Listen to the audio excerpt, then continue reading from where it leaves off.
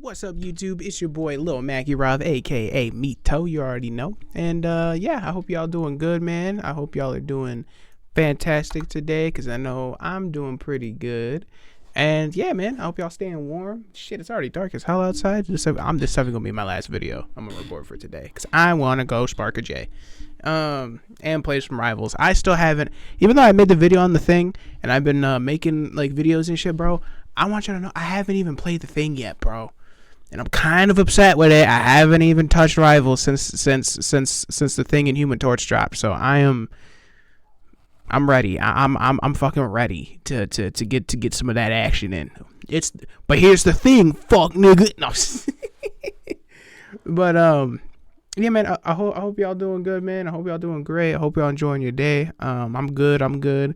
And yeah, if you don't know who I am, my name is Lil Mackie Rob, and I do reactionary content. I talk about many things. Usually, mainly, they're gaming or hip hop related, because I like games and I like rap and hip hop.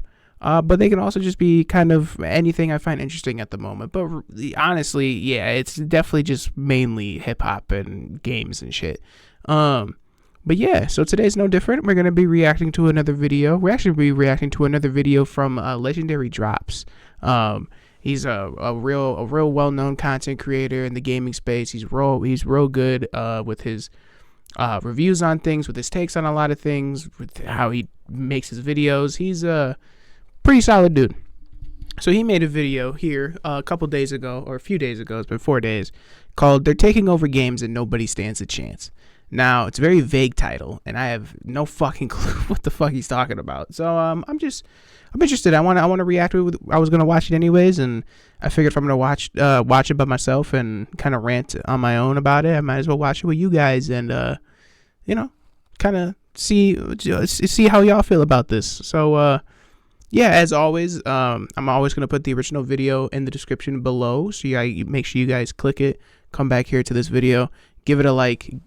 Subscribe to him if you like him, and always show the original creator some love, man. And then as far as I go, if you like me, if you like my kind of content, if you like what I gotta say or whatever it is, consider leaving me a like, consider subscribing, and leave a comment. Let me know how fat I am, or how my beard needs to be lined up better, or whatever, dude. Like, just let me know, man.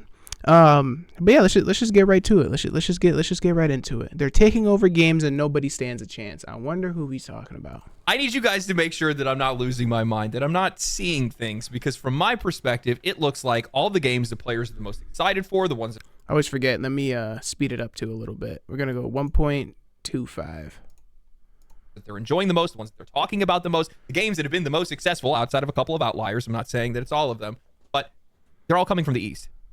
Elden Ring, Pal World, Tears of the Kingdom, Armored Core 6, Monster Hunter, Resident Evil, Black Myth Wukong, Space Marine 2, Marvel Rivals, Final Fantasy, and I already know that I'm going to enjoy Stellar Blade once it releases on PC. I'm not saying that all Eastern games are great and all Western games are bad. No, there's a handful of good games in the West. Believe me, I put 400 hours into Baldur's Gate 3, but with that said, the list is very short on the Western side of things.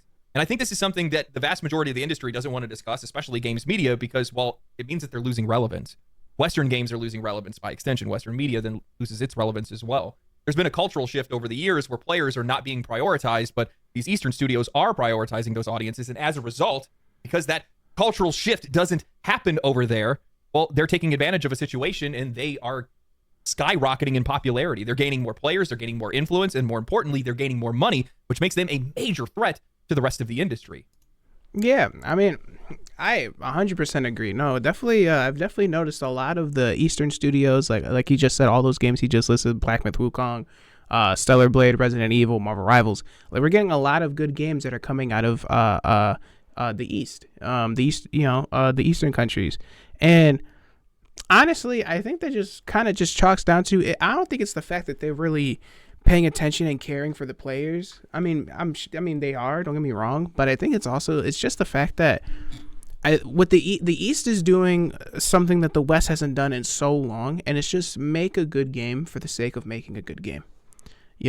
Like, they're not trying to be majorly controversial over there in the East to like shock value players into playing the game or anything like that. They're just making a game and making sure it's a good game and a fun experience. They're not trying to shoehorn any like political ideologies or any messaging that a creator or somebody really wants to get across in a game that has nothing to do with whatever political message that they're trying to get across. And they're just focused on making a good game, and that is what's setting them apart compared to the West. Whereas over here in our Western studios, that's why we're seeing a lot of closures. We got Ubisoft potentially closing. We've got who else is closing their doors? I believe Microsoft is closing a lot of studios. Sony's closing a lot of studios, and it's because a lot of these studios have people in there that, they're making a game, but one, they're not making a good game, a solid game, or even a game that's slightly different than the genre it's trying to insert its way into. Looking at you, Concord. It's and on top of that, they're also just putting in messaging that it doesn't fit, and it just doesn't work. And it's not what the message is, because I know people are gonna sit here and be like, it's just that gamers don't like the type of messaging that's coming out of the West with their games. The pronouns and the they them and trans rights or trans like talking about trans issues and things like that. I really don't think. Don't get me wrong. There's definitely, I'm gonna be honest, there's definitely a big chunk of gamers that could give a lot less of a fuck about the pronouns thing and trans people and they them this and they them that, whatever. There's definitely a lot of gamers that don't give a shit about it, and there's definitely a lot of gamers that when they see a game that has that, they will decide that game is bad just outright because of the fact that the game added an option for you to put pronouns, or the game has pronouns for their characters or whatever. Don't get me wrong, you will get people that are like that, and those people are fucking stupid. But I think you also get people that just, it doesn't matter what kind of political message you want to get across in your video game. If it's not done right or smoothly, or it just doesn't really make any sense the way you're trying to portray it, it's just, people aren't going to resonate with it, and it's just going to be hot garbage, I mean, like, look at Dragon Age the Veilguard, bro. Like, their whole thing is about I think her name is Tosh or whatever the character is, the one that's non-binary or whatever, and they try to make this whole messaging about how they can like, they have this whole identity thing they're going through, and you have to respect the way you have to respect their pronouns, you have to respect their identity and things like that, which is a good message. But then in the same game, you turn around and then you have that character, the one that's non-binary, the one that's going around the whole game preaching about how you need to respect your boundaries. And I'm sorry, I keep saying her. You have that's non-binary, and you keep having them go around and talk about how they need to respect their pronouns and their boundaries and things like that. But then there's another character, I think it's like some sort of wizard that does like dark magic or some shit, I don't remember. But they have like a scene, and then Tosh, the one that's non-binary, is like, oh yeah, well, I was gonna ask the dark wizard to help me or some shit like that, and they were like, but they didn't want to help me, and the wizard was like, I'm not a dark wizard, my name is such and such, and then Tosh was like, yeah, whatever, dark wizard. Like, it doesn't even make any sense. You have this whole message about how you need to respect people's boundaries and pronouns, and yet in the same game you have the same character who's preaching about respect my boundaries, disrespecting someone else's boundaries. Like, it's shit like that people just get over. Like, it's like, okay, so it's rules for thee, not for me, bro. Like, we have to respect your boundaries is that the message you're getting across? We have to respect your boundaries because of whatever the case may be, but y'all can still turn around and disrespect our boundaries because it is what it is? Like, no. And I think it's that. I think people, it's a lot less of the message and how, it's just more of how the message is being sent to the audience. And the West has a hard time getting across good messages in their games without it being just straight up in your face or just straight up kind of disrespectful. Whereas the Eastern studios, dude, they don't really give a shit. They're just making good games for the sake of making good games and turning in a profit. That's really it, So We're talking about heading towards a world that has a heck of a lot more Black Myths and Marvel Rivals and a lot less Dragon Age the Veilguard and Concords. That's not good for a lot of people in this industry, I'll tell you that right now, because, well, as these Eastern studios continue to be successful, as they're able to produce way more games than a lot of these Western studios because of the financial position many of them are in, well, their investors are going to turn around and ask them, why aren't you doing that? They're going to say, well, we can't. But before we get into that, Monster Hunter Wilds is right around the corner, and with it is coming some of the craziest PC specs I've ever seen required. So you guys could use today's sponsor, Starforge. I've been loving my new PC from Starforge Systems. It's incredibly quiet, sleek, and lightning fast. It's a way better build than I could do myself, and they've got something for everyone. They got Horizon PCs, which are great for your everyday gamer, much more affordable, and just great for a first-time user or even experienced players. You can kick it up a notch. Go into their Navigator series that are packed with next-gen components, giving you some truly high-end performance. But if you're a content creator or an enthusiast like me, well, their Voyager series has everything that you're going to need. Starforge has a ton of incredible customization options with PCs inspired by popular games like Terraria and old-school RuneScape, anime like Freerun, and even their own original design. This is pretty cool. I just know it's just hella expensive. Yeah, look at this. Yeah, it's 2 racks, which honestly, 2 racks compared to the other people's setups and builds I've seen just for the PC end, like not even talking about the monitor, the keyboard, the mouse, like all the other accessories, just the PC on its own, $2,000, 2050, depending on what's in the PC, which I'm sure it's some high grade shit. Honestly, ain't bad. I've heard of people paying literally $4,000 not for an entire setup, just for a PC, nigga. So like, I mean, it's not bad. And then on top of that, you get some cool ass designs in it too. Like it's all custom made. That's pretty fire, bro. And if you really want to, bro, when I start, ooh, that's fire. Ooh, with an RX 7900 Core i5.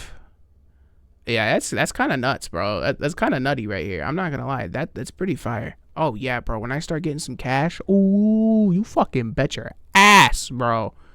This is coming in the future. This is fire, bro. Customized, they got limited run designs, plate lights, desk mats, and even posters to match your setup. Every PC is hand built in Austin with premium quality and attention to detail, plus a 2-year parts and labor warranty. Starforge Systems, premium quality, white glove service, and all of it at an accessible price point. Follow the link in the pinned comment or the description below and check out Starforge Systems and find the PC of your dreams. There is a clear divide between games made in the East and those made in the West, and I found myself enjoying more Eastern games more and more, and I know that I'm not alone. You don't have to look that hard to see the difference. Eastern games are thriving while Western titles are drowning in complaints, controversy, and creative stagnation. These studios and publishers get it. Culturally, they get it. They understand what players want, and they're delivering it without compromise. I boot up Monster Hunter, Black Myth Wukong, Final Fantasy 16, and it feels like peak is the only thing that they care about. They want you to experience something that is unforgettable. They want you to be blown away by the scale, spectacle, and raw excitement. I'm tracking down monsters, and I'm fighting them and crafting armor out of their bones in Monster Hunter. Their developers painstakingly research ecology to make sure that they can create a realistic ecosystem that feels alive, while at the exact same time, they're not making that their only priority. They're also delivering stylized combat that you'd only find in anime. I'm walking through China's cultural history, experiencing one of the oldest stories ever told, and fighting literal gods in Black Myth Wukong. I'm experiencing political Yeah, that's what I'm saying. They're just the East is just trying to make good games for the sake of making good games, and that's it. They're not trying to put anything else in it. They're just trying to make a good game, and that's it. And that's what's gonna keep putting them over the top compared to the West.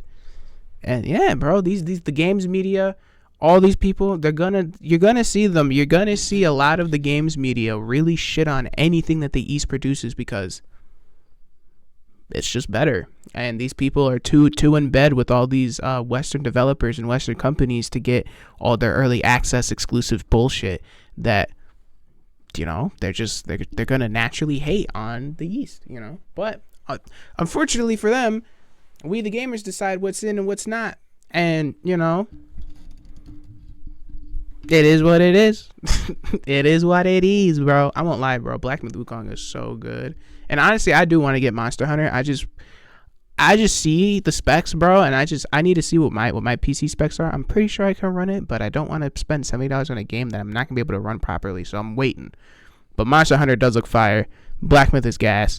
I really am excited to see what more games the East is gonna come out with, because what they've done so far, the lineup they got is some fucking heat, bro. And it's been a long time since we've seen really good games, a lot of good games like that too, in that quantity in a very long time. evil and a world-ending crisis in Final Fantasy 16, but every moment builds to something bigger. The stakes, the music, the sheer unrelenting spectacle. I go from trying to find the truth to fighting a dragon in space that is about to unleash a laser to destroy the world. Then we look at games like Ninja Gaiden, Resident Evil, Stellar Blade, an entire industry of gacha juggernauts unapologetically. Not just gacha juggernauts, gacha gooners. The gooner games, the gacha gooner. That's what Stellar Blade is. I know people are excited. It is probably going to be a good game. I just can't get over the fact that they got the females in there looking fucking... They looking. And I know you looking too. I'm looking. It is what it is. We both guys here, bro. It's fine. Or you know what? Even if you a girl, we both like girls, bro. Like, it is what it is, bro. Look. I'm gonna be looking.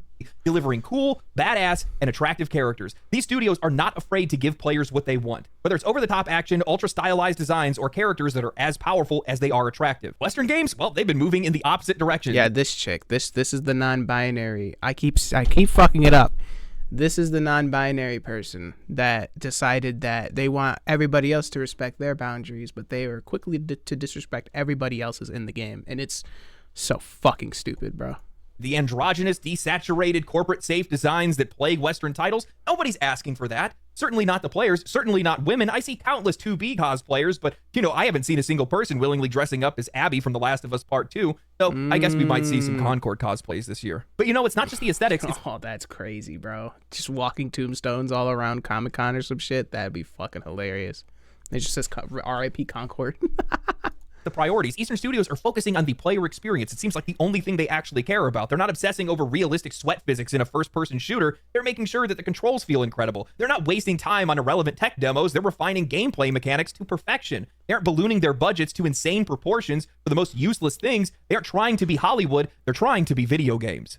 I've been replaying Armored Core 6, and it's one of the most visually stunning games that I've played. But here's the thing. It's not chasing photorealism. It's designed in a way that tricks you to feel like it is. You're so immersed in the gameplay, so locked into the experience that you don't care about environmental destruction or ray trace reflections because the game is so damn good that you don't need those things. Can I go back? Yeah, I was gonna say like that's something too I've noticed with the West that they try to harp on the dumb shit and try to make like the smallest shit so big that like that's the reason why like the game is so good. Like I think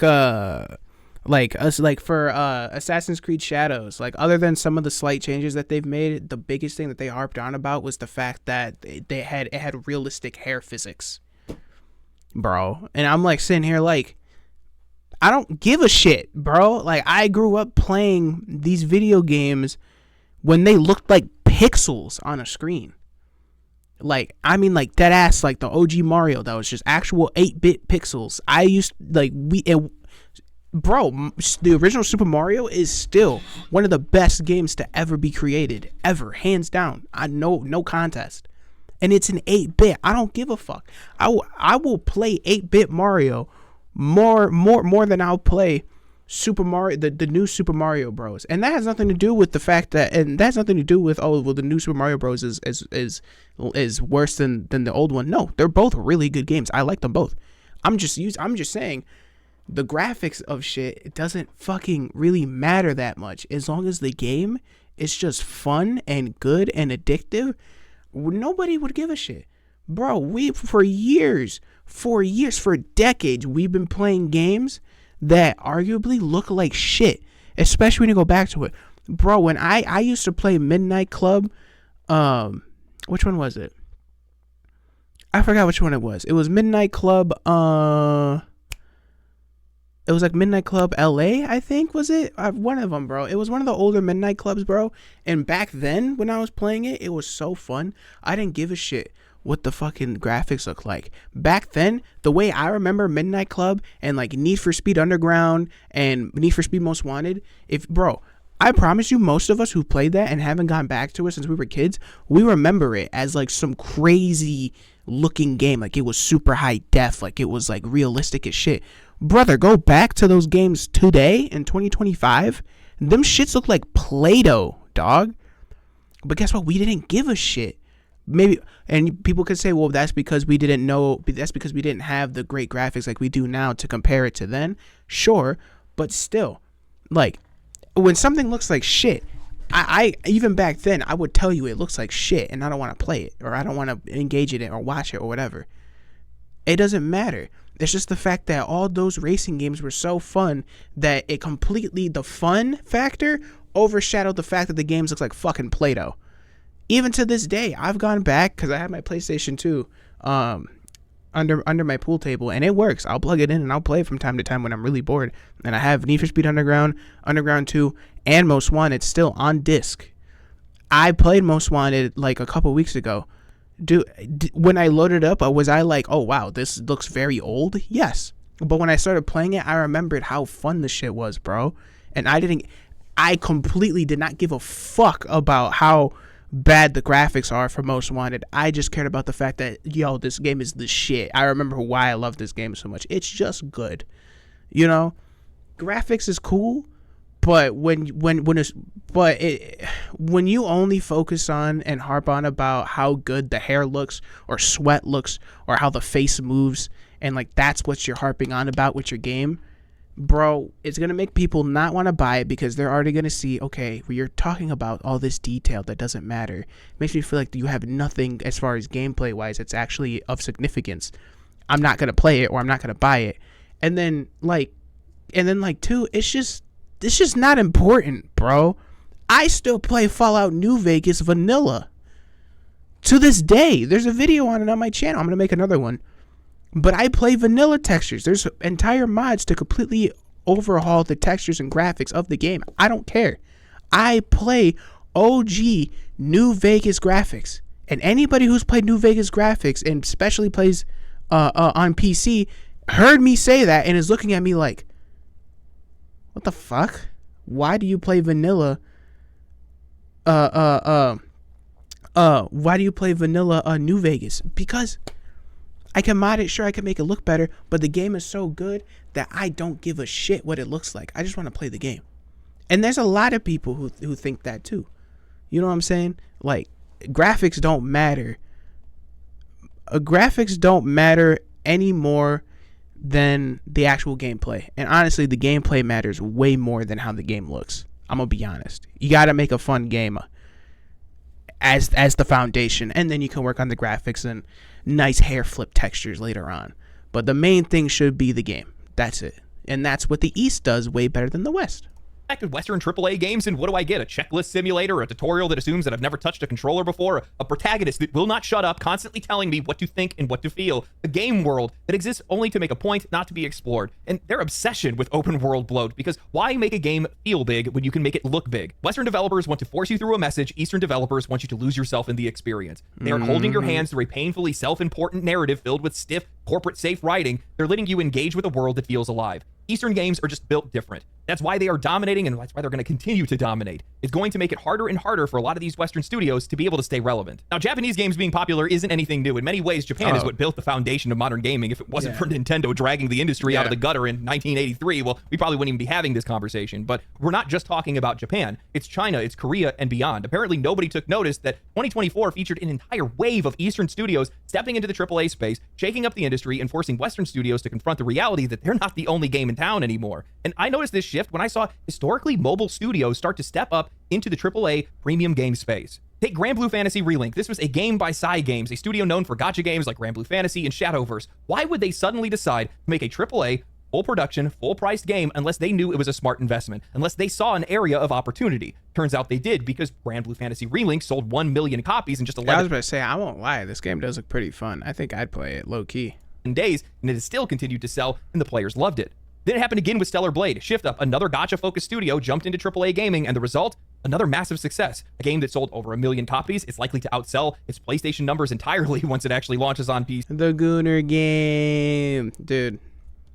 I don't know. There's a game that I've heard this game is really good. I just can't get over the Gooner, the Gooner aesthetic of the whole game, dude.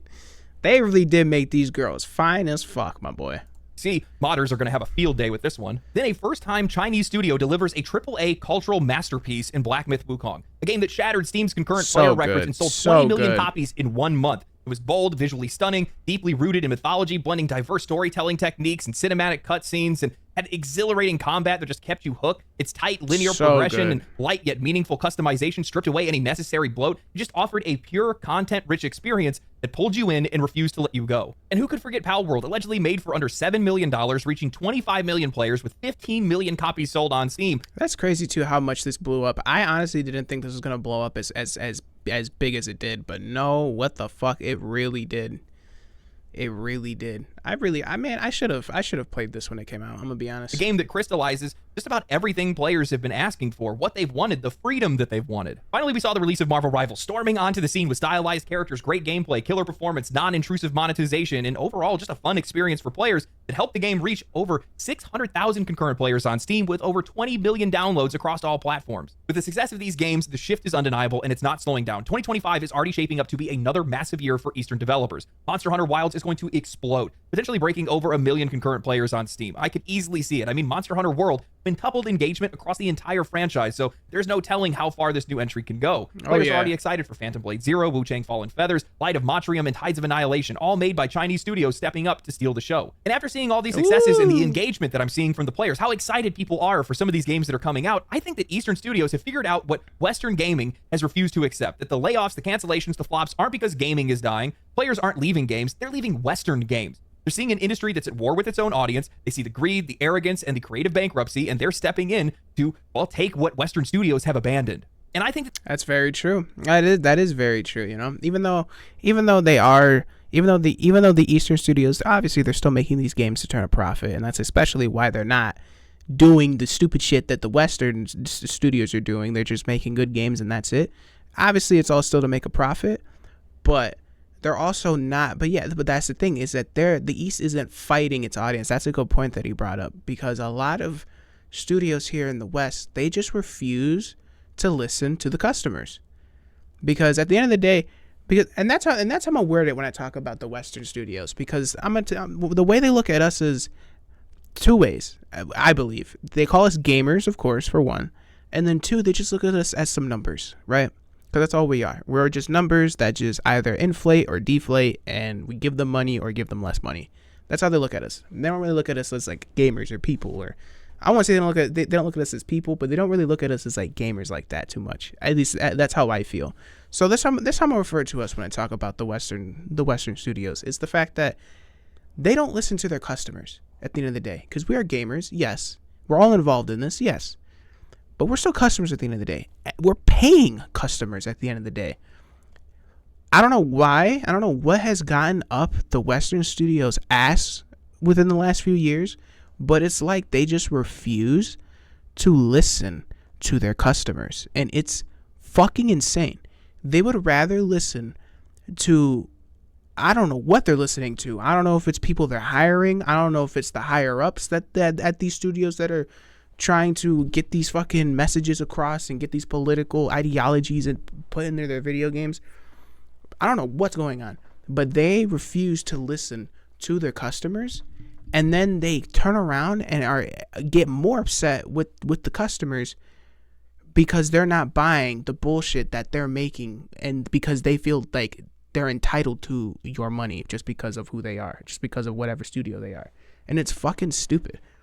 Bro, at the end of the day, with these studios, they got to remember, we are customers. We pay you for this shit. If we don't like something and we're verbalizing it to you, and your response to all the criticism or all the feedback we're trying to give you about a dissatisfaction about a product that we have, and all you can tell us is, well, we didn't do nothing wrong as a studio. It's you guys who just hate, trans people, or are just bigoted. It's you guys that are bigoted. You guys just don't understand. You guys are bigoted. Fuck you. And it's like, bro, as customers, it's like, okay, I just wanted a good game out of you because you guys own a lot of the really awesome titles that I grew up playing. But, okay, whatever, it is what it is. Fuck you, I guess. Whatever, fuck me. And gamers are moving on. They're going where they feel appreciated, as any customers would do. No business succeeds by shitting on its customers. None. There's not one business you can tell me that succeeds by genuinely shitting on their customers. It doesn't exist. And I know some of you guys might sit here and be like, well, what about those restaurants that fucking you know, the waiters and shit. Like, it's their whole thing to be mean to the customers. That's different. That's not a genuine meanness. That's the product. That's what you're paying for. You're paying for a rude experience when you go to those rude restaurants. That's different. I'm talking about being genuinely rude to your customers and genuinely disliking your customers. That shit never works. You never turn a profit when you're shitting on your customers, and you refuse to sit there and listen to them and acknowledge the mistakes that they're telling you about. You refuse to acknowledge the dissatisfaction that they have because you're just marking them as bigoted. Well, bro, if that's what it is, okay, then fuck you then. If you don't like me so much, then that means you must not like my money. I'm gonna go take it where it's more appreciated. That's the mindset of all of us.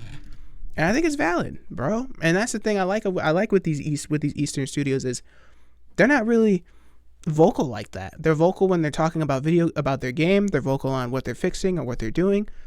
And that's it. They don't tell you how you should think. They don't tell you about a message. They don't tell you about, you know, their grandstand that they're taking and how a certain game that they're using is basically a soapbox for their message or whatever. They don't do that.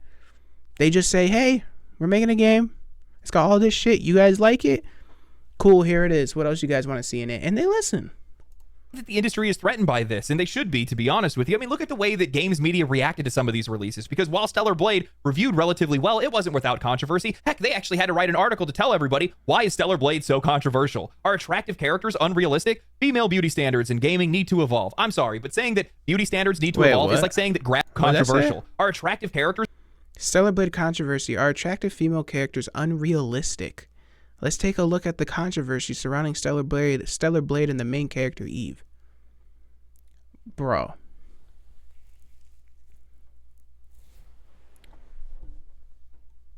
Hold on.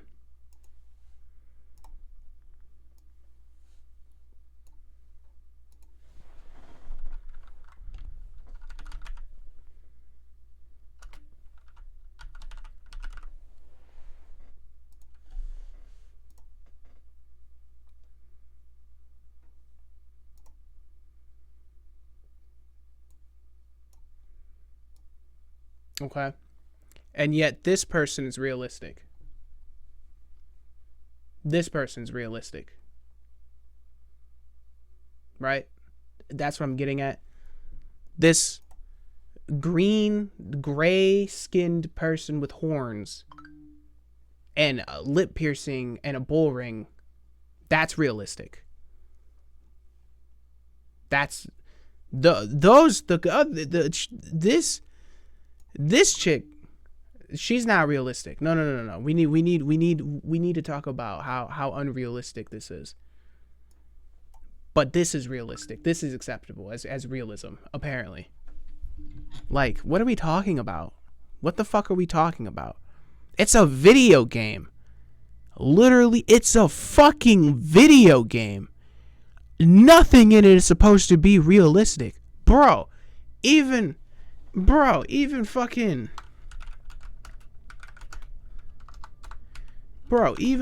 Black Ops 6. Bro, even these characters aren't fucking realistic. Bro, hold on, where's the skins? Where's the skins they be adding? Bro, even in Call of Duty, the game that's supposed to be, you know, about soldiers and war and fighting, and it's supposed to be a somewhat grounded in realism, you have skins like this that aren't used just in the zombies mode. You use these things in multiplayer, and they have voice lines, and they interact with each other. This, like, even realistic games, even games that are supposed to be, I'll even say, softly based on realism, don't even follow that like to a T at all. So, like, what are we talking about when we're talking about attractive? It's a video game. Everything's not supposed to be realistic. That's the whole point. It's supposed to be a story, a fantasy that you can immerse yourself in. I don't want to see realistic, ugly ass characters, bro. I see the motherfuckers in real life walking down the street. I want to see a superhero style of a character. That's it. That's why I like Rivals. I like the fact that Rivals has such a comic book aesthetic where every character just looks like extreme, you know, like on the guys, bro, like Wolverine, bro, fucking swole motherfucker, bro. Magneto, even Doctor Strange. We've seen Doctor Strange in the MCU. Doctor Strange does not look as bulky as he does in the game, and I like it. I like that Doctor Strange is a fucking tank. You know what I'm saying? Like, this is such a stupid take.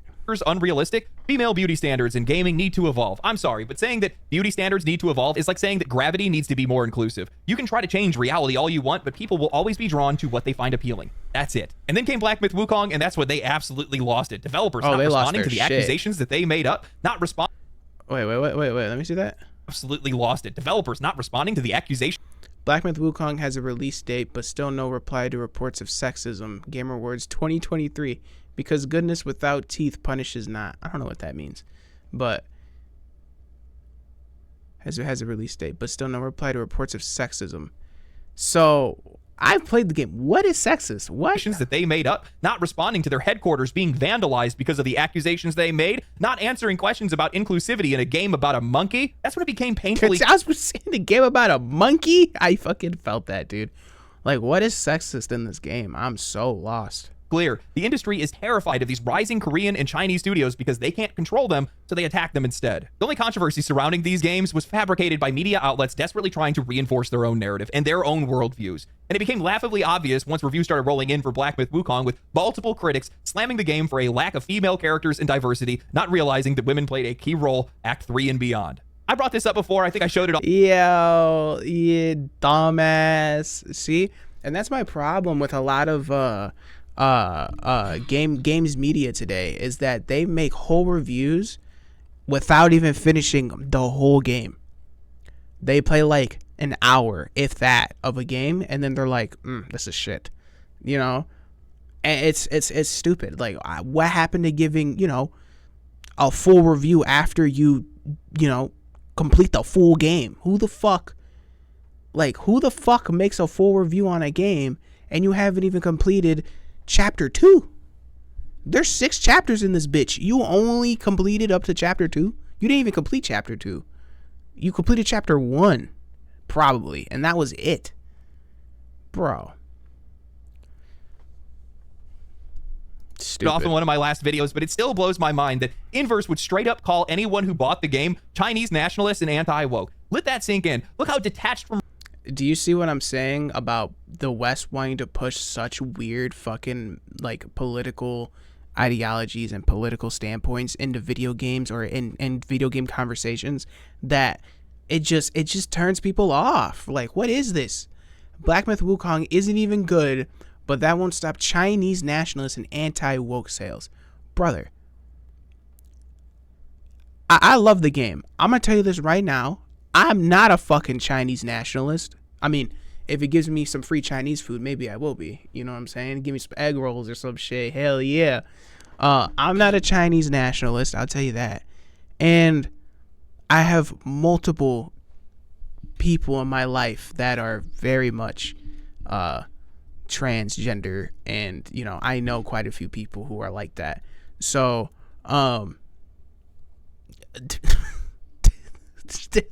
what the fuck are we talking about, dude? Like,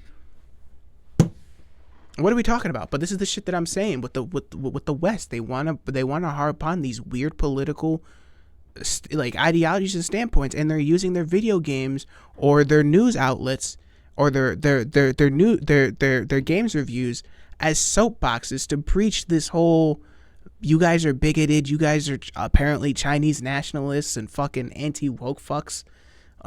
If you play a game about a monkey, like, it's stupid. But this is exactly what's turning people off. This is exactly why people aren't paying you to buy your games anymore, because you're calling your customers like actual fucking like monsters, bro. Like, you're calling them actual pieces of shit when you say shit like this. It's crazy. Reality media has become.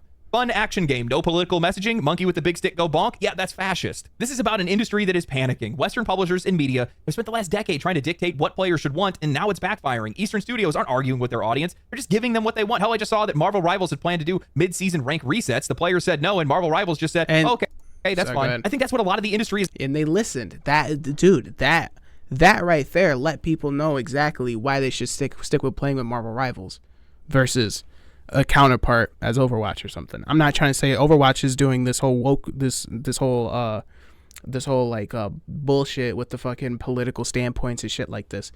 But I'm saying, as far as all we want is to feel like we're being heard. Like, we feel like we're actually being fucking heard, especially since we're the ones that are paying you to do this shit. We just want to feel like we're heard. That's really all it took. People now fell in love harder with Marvel Rivals only because the first season, season 0, they did a rank reset, and gamers were like, we don't like that, and they said, okay, we won't do it again. And now people fell harder in love with this game because the devs listened to the players, they listened to their customers, and responded accordingly. That's all we want. I'm gonna be honest, bro. Nobody gives a fuck about your political message, bro. I think nobody gives a fuck. When you make a game that's solely only focused on delivering a political message and it's not done in a good, proper way, nobody's gonna give a shit. But if you do it the right way, people will love it. It's just listen to your customers. I don't know why that's so hard.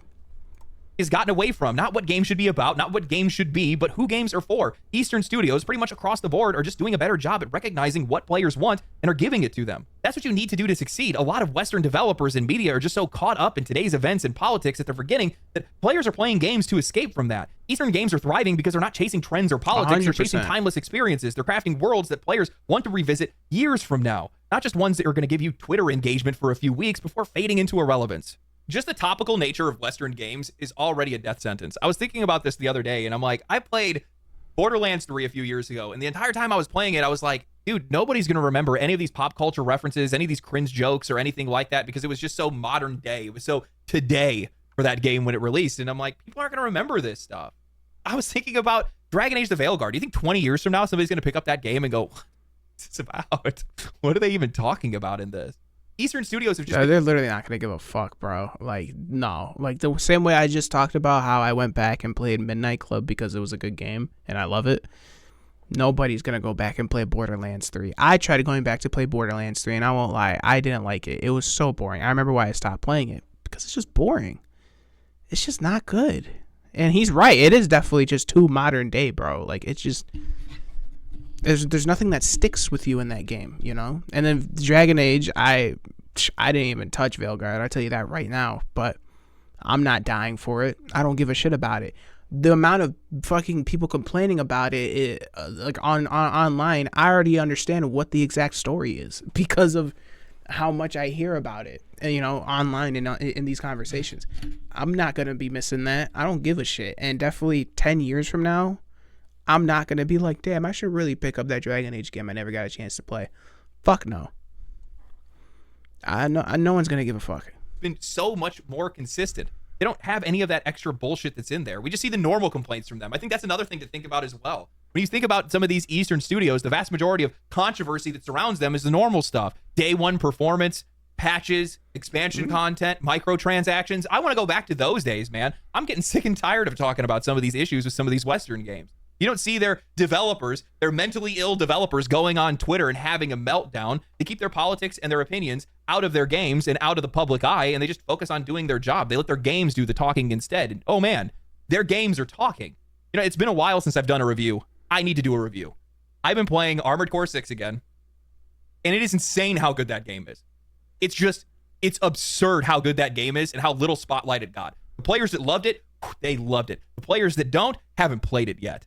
It's so beautiful, but they don't That's funny. I was about to say, I don't like that game, but it's because I haven't played it yet. But it does look really cool. Thing like trying to make sure that I can see my reflection in the visor of an enemy mech or anything like that. They don't waste a bunch of time and money and resources on all these weird fidelity things that just aren't necessary for a game like that. They just make it tight controls, incredible gameplay, really good story. Heck, it's one of the best stories that I've experienced in a game over the last few years, outside of a couple outliers, of course. There's some really good ones that are out there, but 90% of it was from text. Like, it was just a pop-up on screen and a voice, and that was it. No cutscenes or anything like that. It wasn't necessary. They didn't need that because they just focused on it being pure gameplay. And man, is it so good. That's what players want. That's what these Eastern studios have been delivering. No nonsense, all gameplay. Give the players what they need. That's it. That's why they've been succeeding, and that's why some of these Western games have been failing. Because, you know, I think they got comfortable. They had a stranglehold on the industry. They had more money, more developers, more resources, more experience. But now you have some of these studios that are popping up in some of these other countries that aren't under their influence. A lot of them are really inexperienced, but they got the people to be able to do it, and they're learning pretty quick. Developer tools, the barrier to entry to make a video game is way lower than it's ever been before, and that's a major threat for some of these companies. These companies have forgot how to treat us like customers. That's what I've been saying the whole time. That's why I kept saying I'm going to start calling us customers, because at the end of the day, that's what we are. That's how they see us, or at least they see us as numbers and money. Okay, well, if that's how you see us, I'm gonna talk like that's how we are. We're customers. That's how I see you. I don't see you as my favorite game developer. I see you as a business, and I'm your customer, right? But either way, no, that's not what I stopped to say.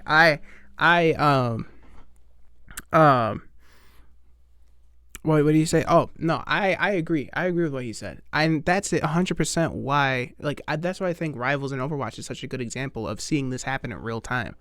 Because, remember, for the longest time, like, for years, bro, people were asking Overwatch to do shit, right? Besides the PvE shit, people were asking the Blizzard to just make something new. Try something new. Like, do something different with the game. Like, where's the actual content? And all they released for years and years and years was just new heroes, which is cool. I mean, that is 100% new content, but I mean, they always release new heroes. They either just released new heroes, and mind you, it wasn't like they released like a bunch of new heroes every year. They maybe released like 2 or 3 heroes a year, so like not a lot at all. So they would either just release new heroes or more skins in the shop for you to buy. That's it. And they were content with doing that for forever if they fucking could, bro. They were content with just dropping you skins and dropping you a couple new heroes every once in a while, and that was it. You were just gonna have to eat that. And look what happened. Marvel Rivals shot itself into the fucking scene, and what happened not even like a week or 2 ago? What did Overwatch do to their game? Before, actually, not even this shit actually just came out this past Wednesday, right? What's today? Yeah. I think Wednesday or Thursday. It was just this past week. What did Overwatch release? They released their perk system, right? The same perks that were supposed to be a part of the PvE that they scrapped and said they can't work on it because it's too much. It's gonna take away from the core loop of Overwatch and this, that, and the third.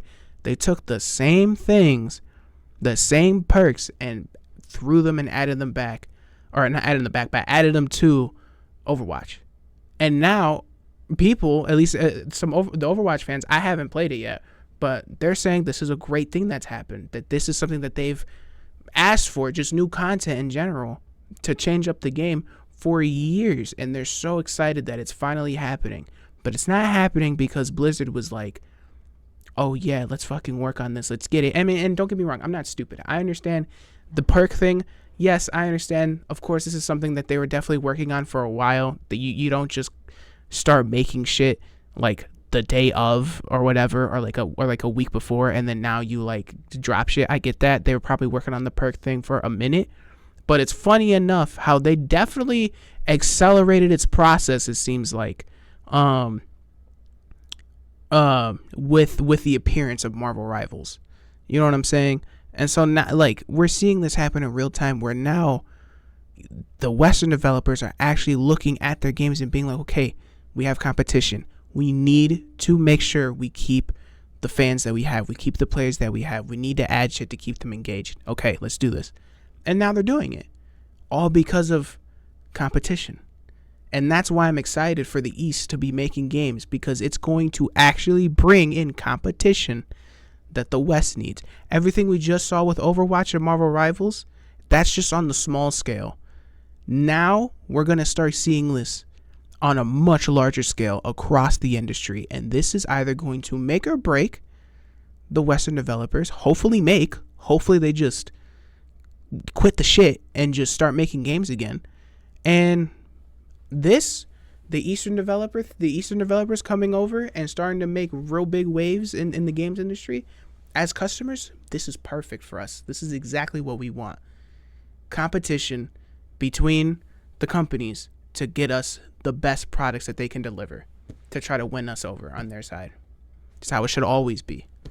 But yeah, we saw it small scale with Overwatch and Rivals, and now we're about to see a big scale with Western developers versus Eastern developers. And it's looking pretty promising, I ain't gonna lie. And it makes me, I was wondering why Black Myth Wukong and Stellar Blade had this weird like anti-Asian, anti-Chinese rhetoric among games media in a lot of different circles. I mean, like they had the one person that said, if you bought the game or the people that made the game successful were Chinese nationalists and the anti-woke. The reason why they say that is because it's meant to sound evil. Yeah. It's meant to be disparaging. These countries have a culture that's counter to theirs. They can't let that stand. But these studios aren't just a threat because they counter their culture. They're not just a threat because of the fact that, well, their games are delivering what players want. They're a threat because they have something that the rest of the industry is going to have a real hard time with. They can make games far cheaper and far faster than anybody else in the entire industry. That's going to be a big problem because as they create more games and they overwhelm the rest of the industry, well, the rest of the industry is not going to be competing with them. They're going to be swallowed by them. Now, the rise of Eastern studios isn't just a trend, it's a foundational shift in the industry. What we're seeing right now isn't just one or two breaks. I will say before he continues, I don't think Eastern developers are gonna completely like do like a hostile takeover of the games industry and completely kick out the Western developers completely, because the Western developers, a lot of the companies still hold a lot of our favorite franchises under their belt. And I don't see them going anywhere, especially not with some of them fucking crazy major franchises. What I think is going to happen is exactly what I said with Rivals and Overwatch. It is going to be a make or break time, that I agree with, but it's going to be just make or break on a larger scale. We're going to see some developers fall and completely give up and just throw their hands up in the air and say we can't do it and just sell out and that's it. And we're going to see some that lock in, get rid of the bullshit that's been fucking up their games for the past few years and really lock in, and they're going to start competing with the Eastern developers for our attention and for our money. And that is exactly what we want as customers. That's what I see. I don't think it's going to be a complete takeover, but you never know. Breakout hits. It's an entire new wave of studios that's stepping out onto the global stage. And the scary part is, for Western developers, they're only going to get better. Most of these companies are still in their infancy, yet they're already disrupting the market. Game Science, as an example, the developers of Black Myth Wukong, had never made a AAA game before, yet they produced a title that sold 20 million copies for only $43 million. Given the average salaries of Shift Up employees, Stellar Blade cost an estimate between $40 to $50 million. Now imagine what these studios can do once they gain some more experience, more funding, and a deeper understanding of the global market. Unlike many of these Western AAA studios, which have been floundering despite decades of experience, these new developers aren't starting with bad habits. They're building up from a lean, focused, and player-driven approach.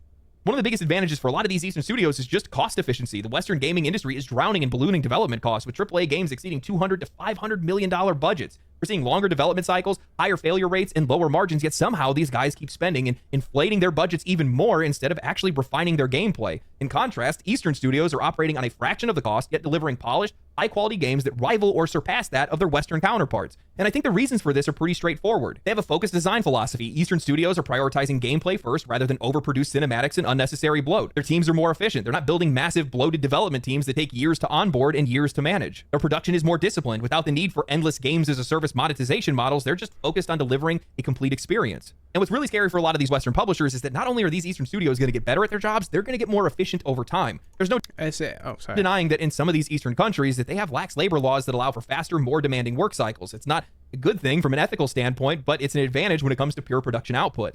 Beyond, look, this is what I was gonna say is that's the one thing I did notice too with the games that he mentioned early on that were created by Eastern developers. How many of those games did you catch were live service modeled? I only caught one. That was Rivals. That's it. Whereas every game that the West wants to try to create right now, they all want to try to do some sort of live service model to print money like Fortnite did or some shit, And that's the thing, yeah. That's also what's gonna completely give the East its fucking advantage over the West, is the fact that they're not really chasing the live service model. They're just chasing a good game and making good money off of that good game, and then they're gonna make another good game and another good game and another good game. But it's funny if you caught that. I think there's only like maybe like one or maybe two games in there, because I don't know. I didn't know all of them. No. It was only one game. There's only one game in there that was a live service model, and that was Rivals. Everything else was just a good single player experience, or just a solid multiplayer experience or whatever, But like, it was like maybe like one or two games that were like live service.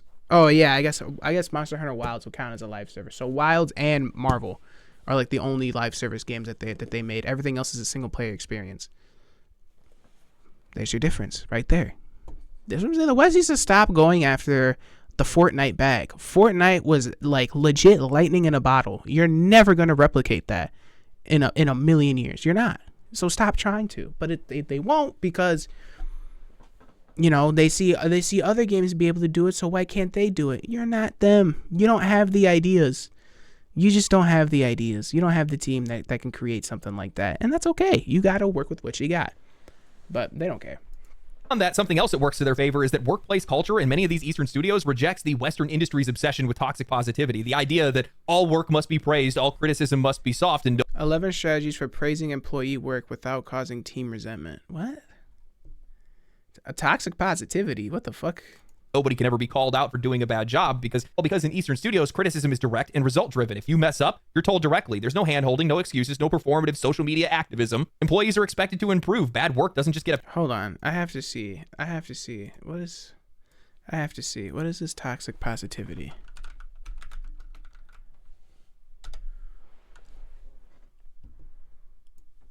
What is this? Toxic positivity is when someone avoids or suppresses negative emotions or invalidates the experience of others.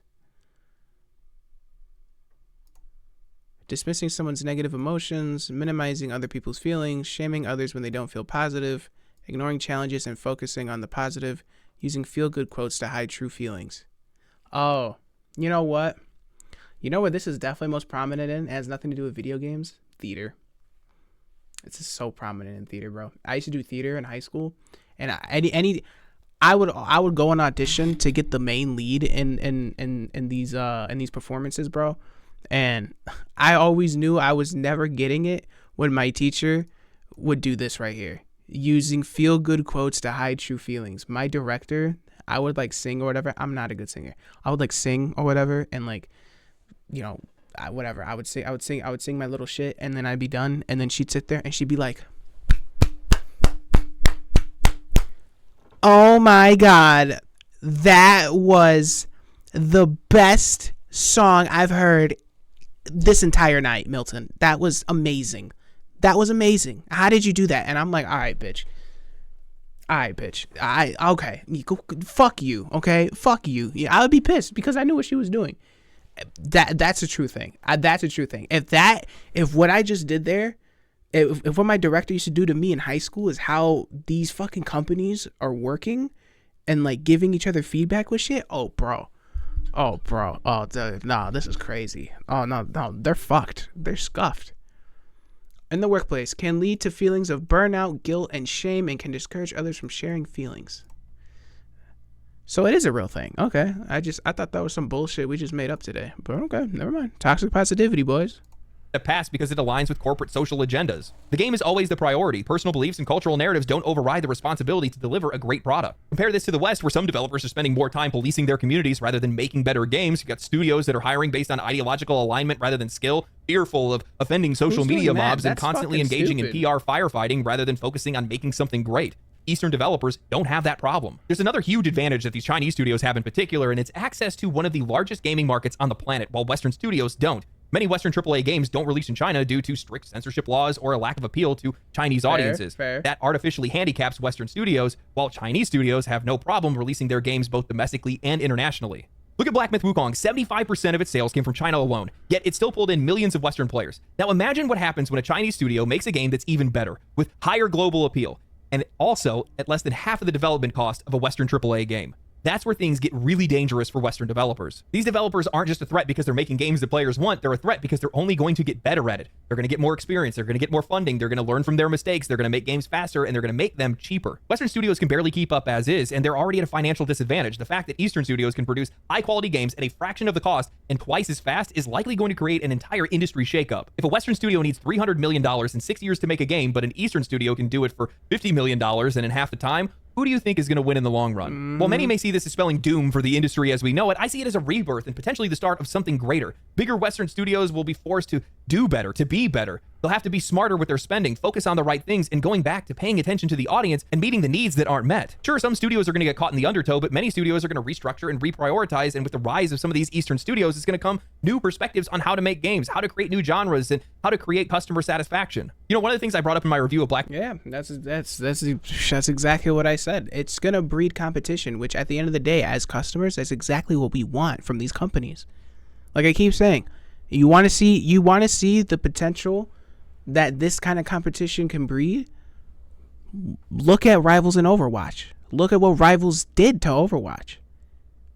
After years of them really not getting shit, now all of a sudden, now they're starting to get content again because they have to compete with Rivals.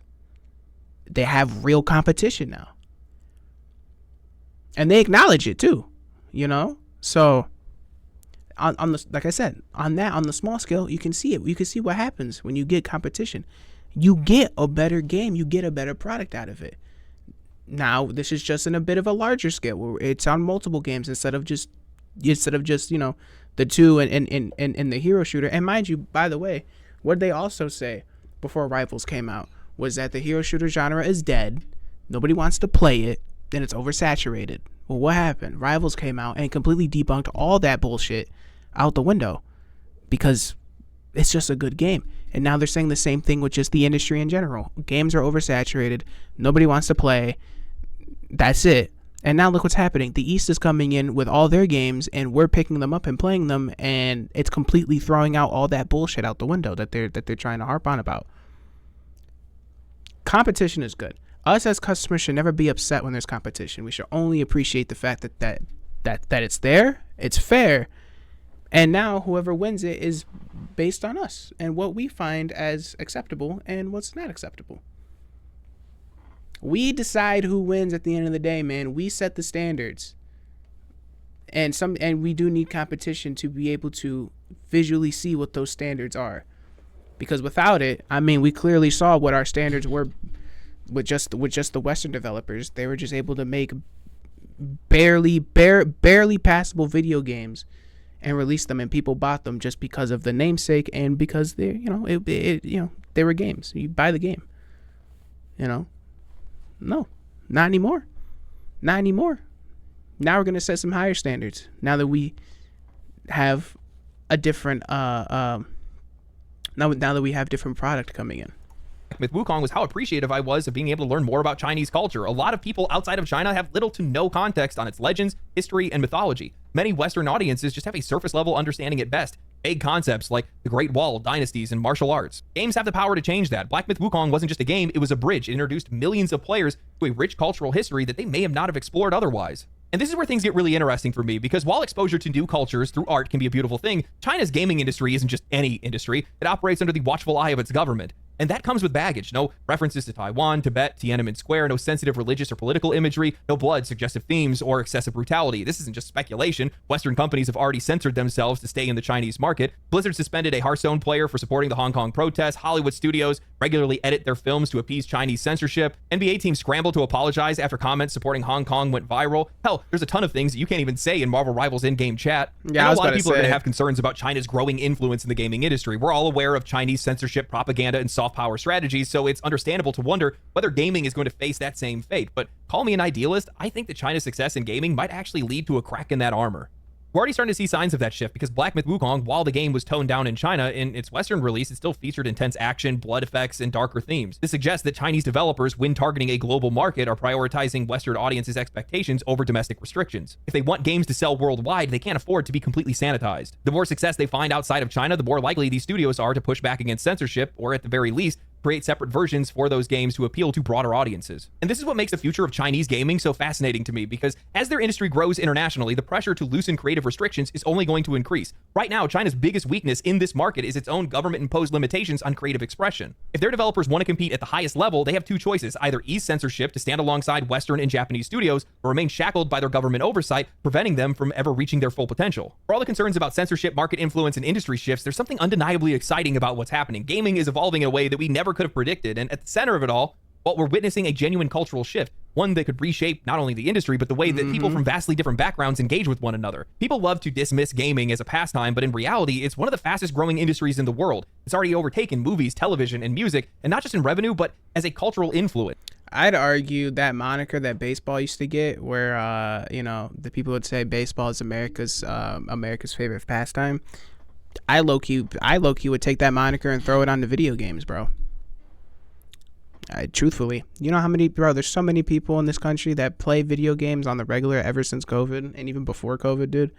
Yeah, video games are a huge staple in our society now. They really mean some shit. And, they're just a huge staple in pop culture. Like, it's a lot of people's favorite pastime. I'd argue, maybe not America's favorite pastime. Maybe some baseball fans would be upset with me if I said that. But I will say, I think video games is the world's favorite pastime. That's my shit. That's what I'm going to say. And with that influence comes power, the power to bridge gaps, to change perceptions, and to connect people in a way that no other medium can. This industry is changing, and as a result, we're going to get better games. We're going to get a lot more games. We're going to see new ideas, fresh perspectives, and experiences, and at the end of the day, that's all we've been asking for. Wouldn't it be wild if gaming, not politics, not diplomacy, not think pieces from self-important journalists, was the thing that actually brought us all together? A shared love for immersive worlds, incredible storytelling, and fantastic games. That was the thing that made us see eye to eye. If art, not ideology, was the thing that actually brought us together. Deep, I know. This is the last time that you guys are going to get anything positive from me for at least a few months, starting now. See, this is the reason why I was so upset that these studios never got a fair shake from Western journalists. It bothered the hell out of me, because I viewed this as a reawakening. I view this as a second chance for the industry to get itself back on track, because I think that's exactly what we're going to see. We're going to see games going back to doing what they used to do before, which is connecting people, which is delivering an experience that customers are looking forward to, helping us escape from the world and all of the bullshit that's around us. And honestly, there's so many good things that can come from this. I feel like I've only scratched the surface of some of it. If you think about it on a much broader scale, if you have all these companies that are out there, all these Eastern studios, especially if we're looking at like China and stuff like that, they're going to be able to make games faster, cheaper. We're probably going to get games cheaper, because they're going to flood the market. And if these games are good, that's even better, because if they're flooding the market with good games, what ends up happening is, well, supply goes up, demand is down, the prices are going to have to come down to meet the demand. We're going to see less microtransactions or cheaper microtransactions, I would hope. We're going to see game prices fall a little bit. We're going to see some of these studios tighten their budgets, tighten their britches a little bit, and actually start spending money the right way on some of these games. There's a lot of good that can come from this. And the crazy thing is that we're only seeing the first wave of some of these games. They just announced the Tides of Annihilation. I wrote that one down. That just came out of nowhere. And I think we're probably going to see more of those come out this year, more of those random announcements. Oh, hey, by the way, here's another game that looks wild out of nowhere with top tier quality. What is this? How does this even happen? And the next year is probably going to be even crazier. I'm blown away by it. Look at the sheer volume of Eastern games that just came out of nowhere last year, and then now they're doing it again this year, and they're probably going to multiply it by next year. I wouldn't doubt it, especially because they've seen how much money these games can make. Black Myth Wukong brought in a ton of money. Ton. Marvel Rivals is making a boatload. Oh, dude, Marvel Rivals, I will argue Marvel Rivals is like the next Fortnite. And I don't mean like as far as like exactly the way Fortnite is. I'm just talking about like its impact and its significance in the gaming world, where like, everybody, for the most part, everybody plays Fortnite, from time to time, whether you're just a heavy Fortnite gamer or you just play casually with homies or whatever. Pretty much everybody plays Fortnite. I think it's going to be the same thing with Rivals, where it's just everybody plays Rivals. And, dude, Rivals is just making so much fucking money right now, dude. It's crazy. They really, again, the lightning in a bottle with Fortnite, damn, bro. NetEase really caught a lightning in a bottle with Marvel, dude. It's insane. Ash. Obviously, the gacha games that they have over there, MiHoYo's making a ton of money as well. So they see the opportunity in it. They're going to invest in it. And by extension, we're just going to get more games and likely better games, because they're going to see, oh, well, games of this scale, games of this quality are what actually, sell. So that's what we're going to go ahead and make. Oh, the players like this thing, we're going to go make that.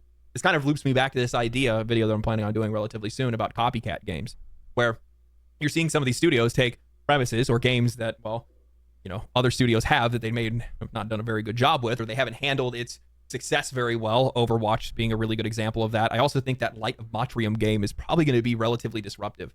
What if, just a what if scenario, the game that Horizon's tried to come out so many times that it always ends up not doing very well, mostly because it always ends up dropping in the window of some major release right next to it or whatever it might be. I also just don't think people are really all that interested in Horizon. I don't really know why. I think the premise is really cool. Maybe it's just the character. Maybe it's PlayStation. I don't know what it is. Like, the players that like it, but on a broader scale, for a broader audience, the vast majority of people just aren't interested in that IP at all.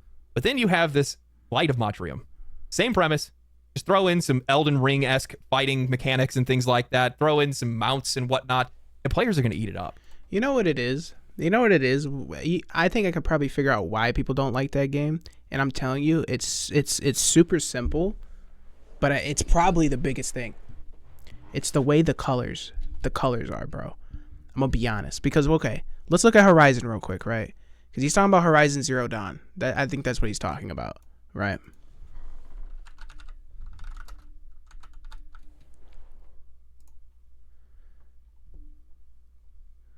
Right, so here, look at this. Look at Horizon Zero Dawn, right? We'll go into images. Just look at the colors. Like, it's not bad, but it's just the fact that everything is so bright.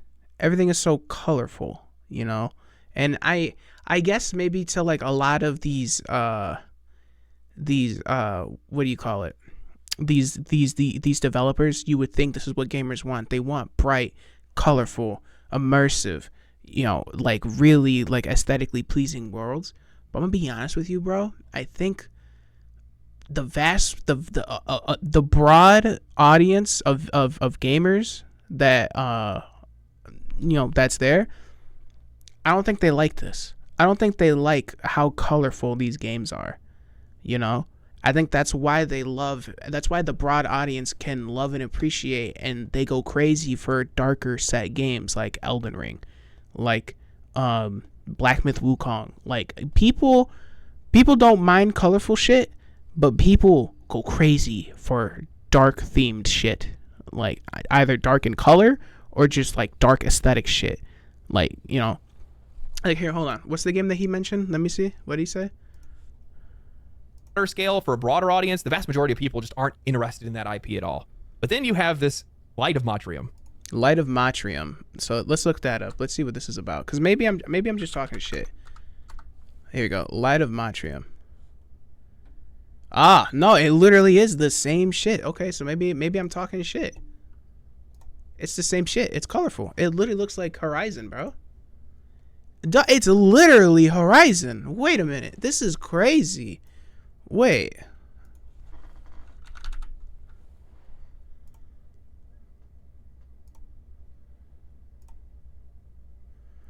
Bro, it's literally almost like the same front image. Here's Horizon. And here's Light of Motrium. Yo, yeah, this is like the same thing. I have to look into this game and see what this is about.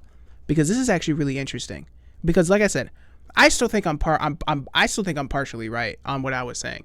Was that I don't think people really like the colorful shit that much. I know there's a lot of people that do, but I still very much think that people go crazy and they prefer more of a darker themed aesthetic when it comes to games. I don't know. Maybe I'm tripping. But this is interesting because this literally just looks like Horizon, bro. It's literally like the same shit. Bro. It looks like the same game, bro. Like, so I'm interested. I have to look into this. But yeah, to finish my thought, I still do 100% feel like people just don't like the colorful shit all that much. I think people really do like more darker aesthetic games. That's why Black Myth Wukong, Elden Ring, Lies of P, like a lot of these games are like, super successful and very quickly because they kind of fall into that darker aesthetic, But clearly Light of Motrium and Horizon are like practically the same looking game as far as covers go. So I'm definitely wrong there, but I need to figure out what is it with Light of Motrium that's giving people a more of an urge to play that game versus just playing Horizon. Same premise. Just throw in some Elden Ring-esque fighting mechanics and things like that. Throw in some mounts and whatnot, and players are going to eat it up. There's something to that. We'll be talking about that soon. Anyway, hope you guys enjoyed the video. If you guys did enjoy the video, like the video, subscribe to the channel, share it with your friends, share it on social media, spread my soft power and influence. Yeah, pause. Stay cool, stay righteous, stay safe. Catch you guys in the next one. Pause. Soft power? Huh? Nah, but yeah, I like the video. Like I said, I think at the end of the day, competition for us as customers with these companies is a really good thing. This is how we get the products that we want. This is how we get our products to improve, the games to improve. This is always good for us, you know. And like I keep saying, we saw it with Rivals and Overwatch, and now look at where Overwatch is going. They're slowly getting their audience back because they're actually adding real significant content to their game, because now they have to compete with Rivals, because Rivals, if they didn't do that, was just going to completely siphon all of the players away from Overwatch. Competition breeds amazing products for the customers in any industry that you're involved in. Competition, if we're the customers, we want competition. We want the free market. That's the whole idea behind the free market, is that we have a choice. If one company is deciding to go lackluster and just not give us what we want, or give it to us in a shitty form, guess what? It's a free market. Now we have the free choice to say, okay, well, I'm not going to give you the money if you're not going to give me the product that's promised. I'm going to go where I'm appreciated and to where there's a company that is going to give me exactly what I'm promised and what I'm asking for. And that's the whole point of the free market. We should never be upset by this. The only people that should be upset by this are the companies involved in this. And at that point, that ain't got nothing to do with me, bro. That's on you. You better fix your shit. I don't care. I'm going to give my money to whoever I think deserves it. End of the day. I owe no loyalty to the Western developers the same way I owe no loyalty to the Eastern developers, because if the roles were reversed and Eastern developers were trying to give us some bullshit and the Western developers were the ones giving us great games, we'd have the same conversation, just the shoes would be on different feet. That's it. It'd be the same shit. So it is what it is, man. But yeah, if you like the video, don't forget to check the description. Don't forget to check the description of this video to check out this original video.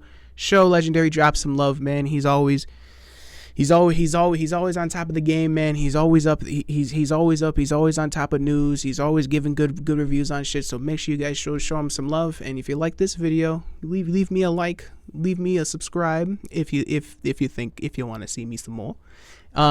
Yeah, consider leaving a like, leave a subscribe, leave a dislike if you don't like it, and leave a comment. Let me know what's your opinion on this topic, man. How do y'all feel about the games industry and where it's going right now? But it's been me, Lil Mackie Roth, and I will catch y'all later, man. Peace out.